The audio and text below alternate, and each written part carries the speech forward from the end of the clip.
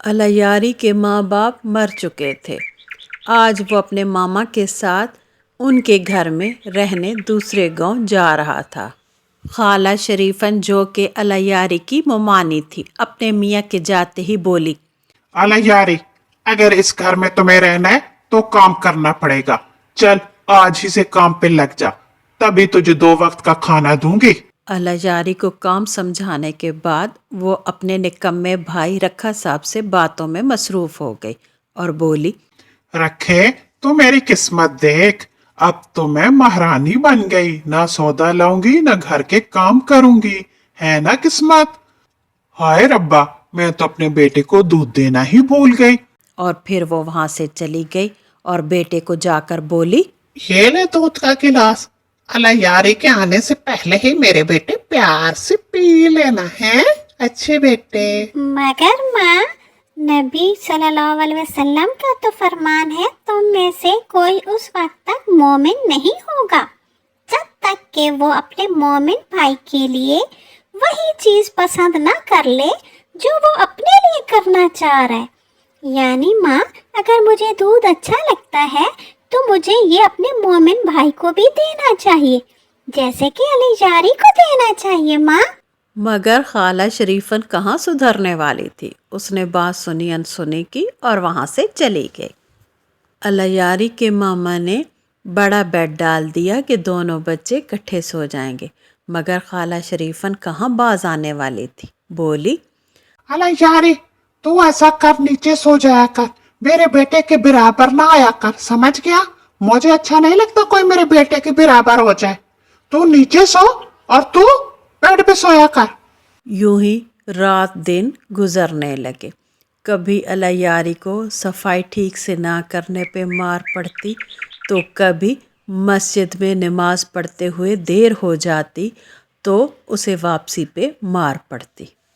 अलैयारी के मामा कारोबार के सिलसिले में दूसरे शहर आते जाते रहते। आज वो घर आए तो बहुत परेशान थे। बोले, पता नहीं पिछले 6 माह से मेरे कारोबार में क्या हो गया है, समझ ही नहीं आ रही। हर वक्त नुकसान, हर वक्त नुकसान। मैं बहुत परेशान हो गया हूँ। खाला शरीफन के शैतानी दिमाग ने काम किया और बोली, मैं कहती हूँ ये सारी नहुसत अलैयारी की वजह से है। पहले अपने माँ बाप को खा गया, अब हमारा कारोबार भी गया। इसे यतीम खाने शहर भिजवा देती हूँ अपने भाई के हाथ, क्या कहते हो। मगर अलैयारी के मामा कुछ न बोले और अपनी सोचों में ही बैठे रहे। दूसरे दिन मस्जिद जाते हुए नूह ने अलैयारी से कहा, अलैयारी, मैं तुमसे अपनी माँ के सलूक की माफी मांगना चाहता हूँ। इन 6 माह में मेरी माँ ने तुम पे बहुत जुल्म किए हैं, खुदारा उन्हें माफ कर दो। अलैयारी बोला, नहीं नहीं, ऐसी कोई बात नहीं, मैं उन्हें भी अपनी माँ समझता हूँ। आप मेरे भाई हो।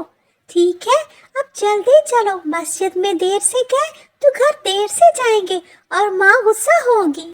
इनकी बातें कमाल साहब ने भी सुनी। वो बोले, अलैयारी बेटा, आप बहुत अच्छे हो। आपका दिल बहुत खूबसूरत। सदा दिन एक जैसे नहीं रहते।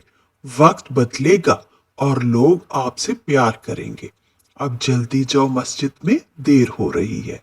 कमाल साहब घर जाकर बोले, महर, आज मैंने बहुत प्यारा बच्चा देखा, इतना समझदार कि मैं खुद हैरान रह गया। मगर बेचारा खाला शरीफन के हाथ ठहरा हुआ है।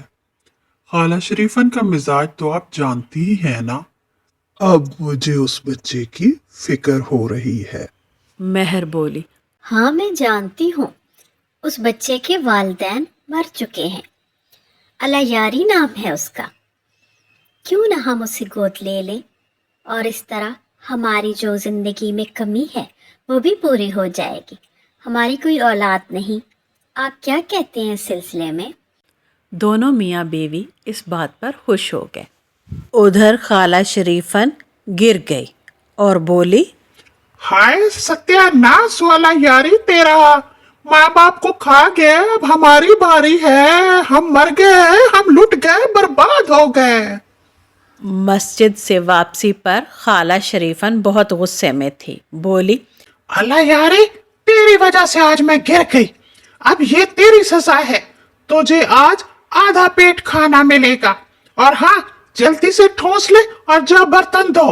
अब खाला शरीफन के दिल में ये बात बैठ चुकी थी कि यह बच्चा बदनसीब है और इसे घर से निकालना चाहिए।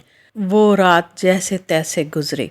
सुबह होते ही खाला शरीफन ने अपने भाई को कहा, अरे इस बच्चे को इस घर से ले जा। अल्लाह का वास्ता है, चाहे इसे शहर में छोड़ दे या किसी यतीम खाने में डाल दे, तेरी मर्जी। लेकिन मेरे भाई मेरी इससे जान छुड़ा दे। फिर क्या था, खाला शरीफन के भाई रखा साहब ने अलायारी को अपनी बैलगाड़ी में बिठाया और शहर छोड़ने के लिए रवाना हो गया। मस्जिद में नूह ने सारी बात कमाल साहब को बताई। कमाल साहब ने घर आके सारी बात मेहर को बताई और फिर जल्दी जल्दी वो घर से बाहर आए, गाड़ी में बैठे और शहर की तरफ निकले अलायारी को बचाने के लिए। थोड़ा ही दूर गए थे कि उन्हें शहर वाली सड़क पर अलायारी और रखा साहब नज़र आ गए और फिर उन्होंने अलायारी को लिया और घर की तरफ लौटे। घर के आंगन में मेहर परेशान खड़ी थी और उनका इंतज़ार कर रही थी और इस तरह ये फिर हंसी खुशी रहने लगे। वीडियो पसंद आए तो प्लीज़ लाइक किया करें। Thank you. अल्लाह हाफिज़।